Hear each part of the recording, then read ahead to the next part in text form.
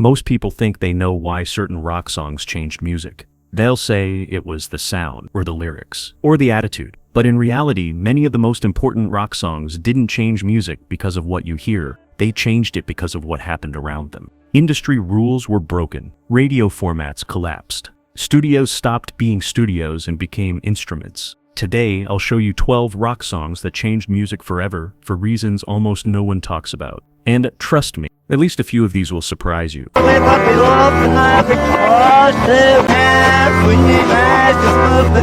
Number 1. Bob Dylan, Like a Rolling Stone, 1965. Most people think this song changed music because it was long. 6 minutes, no catchy chorus, no radio format. But that's not the real reason. Here's what almost nobody mentions. When Like a Rolling Stone was first released, radio stations refused to play it. It was too long, too wordy, and commercially impossible. Then one DJ played it by accident. The entire track, within minutes the phone lines at the station exploded. Listeners demanded to hear it again. And in that moment, something irreversible happened. For the first time, radio didn't decide what people wanted to hear. People decided what radio had to play. That single mistake rewrote the balance of power. If you're enjoying this kind of rock history already, make sure to subscribe. This channel goes way deeper than the usual stories.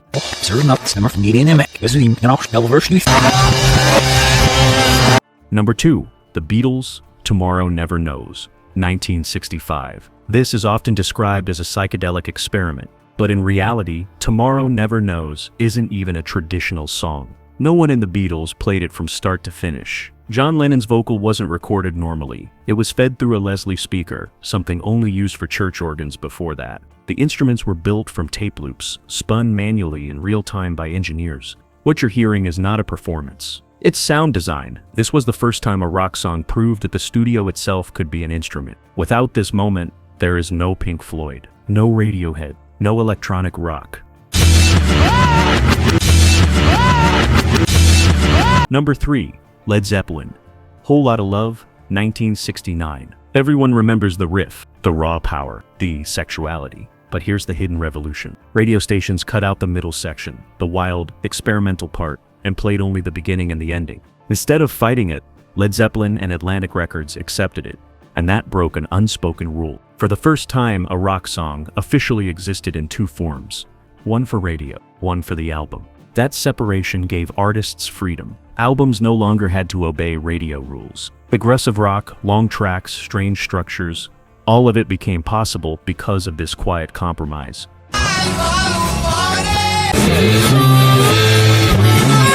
Number 4. Black Sabbath.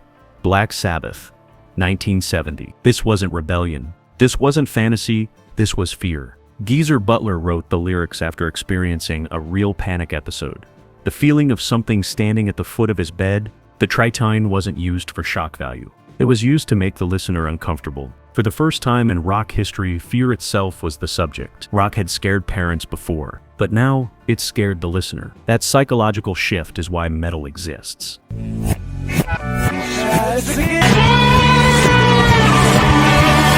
Number 5. Pink Floyd, Money, 1973. Here's a question most listeners never ask. Why does Money feel catchy, even though it's in 7/4 time? Because it proved something radical. Complex music didn't have to sound complex. Millions of people danced to a rhythm they didn't even realize was broken. From that point on, musicians understood something crucial. Technical sophistication and mass appeal were no longer opposites.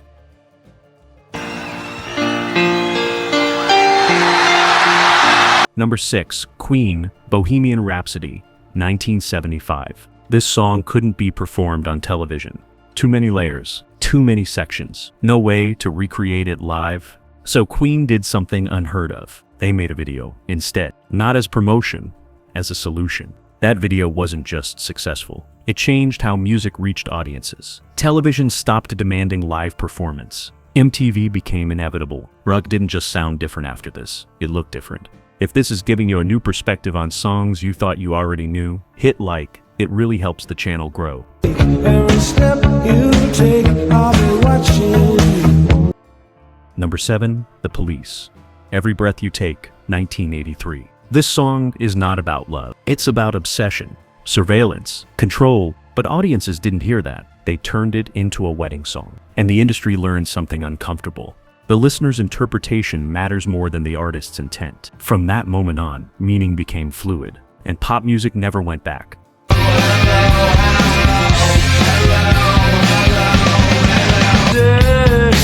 Number 8.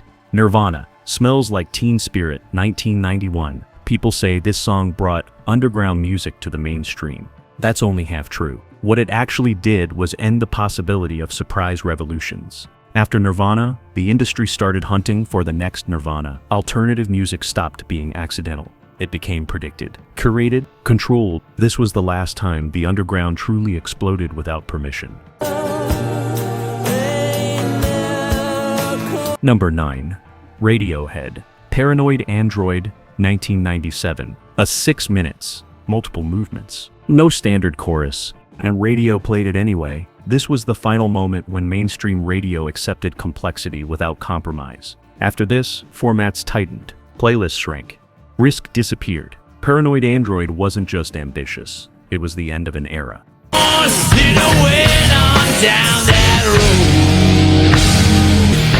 Number 10. Metallica. I Disappear, Napster Era, 2000. Metallica was right, legally, but they lost culturally. This was the first time an artist publicly fought the internet and lost the audience. From that moment on, music no longer belonged to labels. It belonged to distribution. And nothing has been the same since.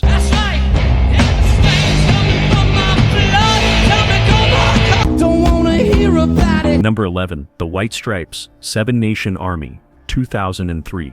That iconic riff, it's not a bass, it's a guitar. And that simplicity is exactly why it worked. The song wasn't built for charts. It was built for crowds, stadiums, chants, collective ownership. This is where music stopped being measured by sales and started being measured by participation.